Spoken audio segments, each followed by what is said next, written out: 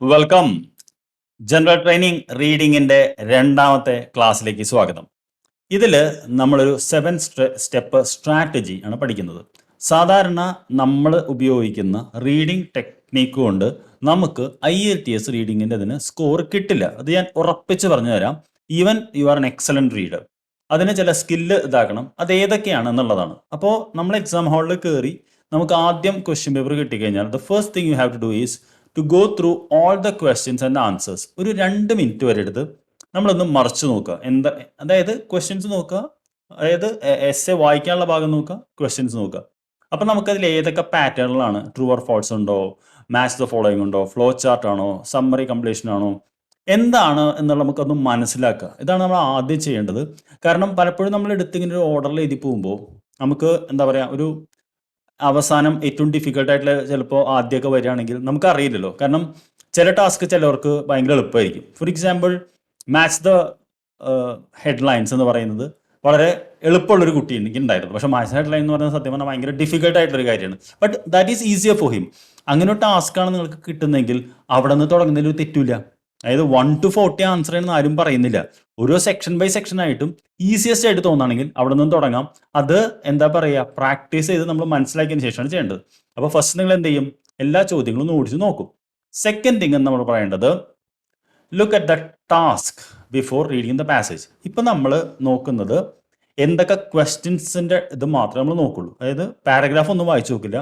എന്ത് ടാസ്ക് ആണ്, അതായത് ഞാൻ പറഞ്ഞല്ലോ, നേരത്തെ പറഞ്ഞത് കുറച്ചുകൂടി ഒന്ന് ആഴത്തിൽ നമ്മൾ നോക്കുന്നു.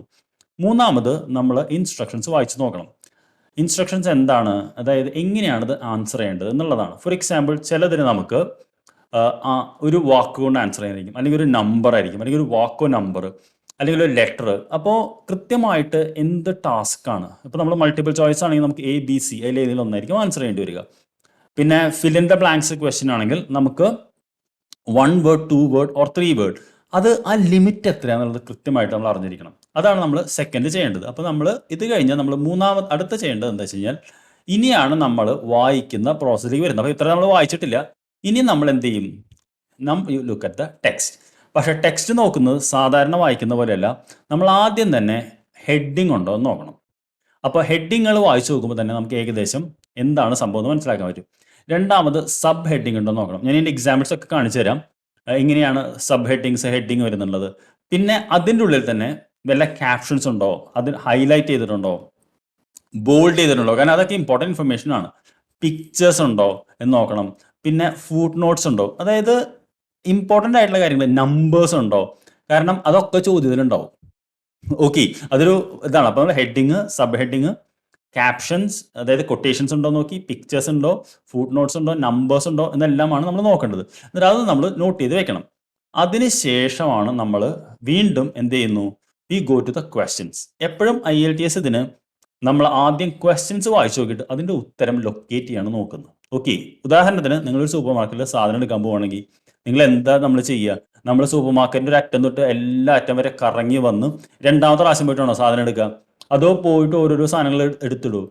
ശരിക്കും എന്താണ് നമ്മൾ ചെയ്യേണ്ടത്, നമ്മൾ മനസ്സിൽ ഐഡിയ ആയിട്ട് പോകുന്നു, ഇത്രയും സാധനങ്ങൾ വാങ്ങണം, നമ്മൾ പോയിട്ട് നമ്മളെ മനസ്സിലായിട്ട് തന്നെ നമുക്ക് ആ സാധനം ലൊക്കേറ്റ് ചെയ്യാൻ പറ്റും. ഇപ്പോൾ നമ്മൾ അരി വാങ്ങാനാണ് പോകണമെങ്കിൽ നമ്മൾ വേറെ ഒന്നും നോക്കില്ല.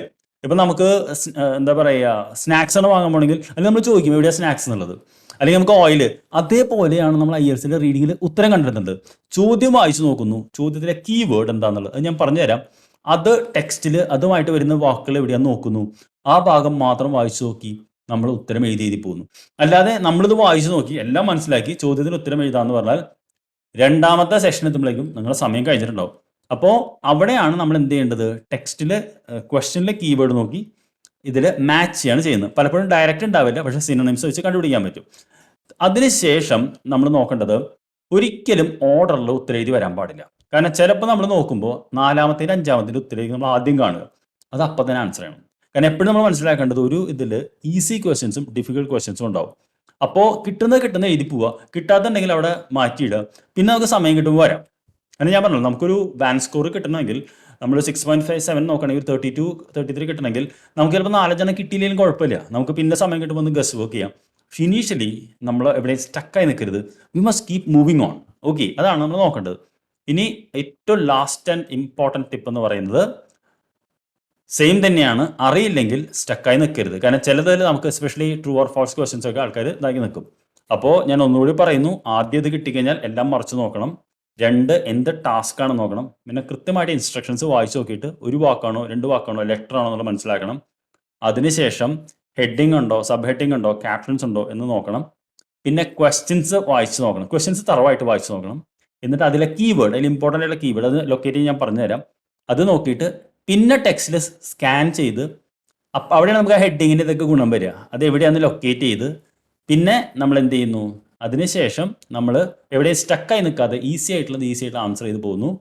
ഒരു സ്ഥലത്ത് നമ്മൾ തങ്ങി നിൽക്കരുത്. നമുക്ക് 2-3 മിനിറ്റ് വന്നു കഴിഞ്ഞാൽ പിന്നെ നമ്മൾ ആ ചോദ്യോടെ വിട്ടിട്ട് പോകണം. കാരണം നമുക്കത് തീർക്കാൻ പറ്റില്ല. അപ്പോൾ ഈ 7 ടിപ്സ് നമ്മൾ എപ്പോഴും എന്താ പറയുക മനസ്സിൽ വെക്കണം. ഇത് നമ്മൾ ഓരോ സ്റ്റേജിലും ഞാൻ ഓർമ്മിപ്പിക്കും നിങ്ങളെ. അങ്ങനെ ഇത് നിങ്ങൾക്ക് മനപ്പാടാവും. അപ്പോൾ എക്സാം ഹാളിൽ you can do well. Are you ready? I will see you in the next video.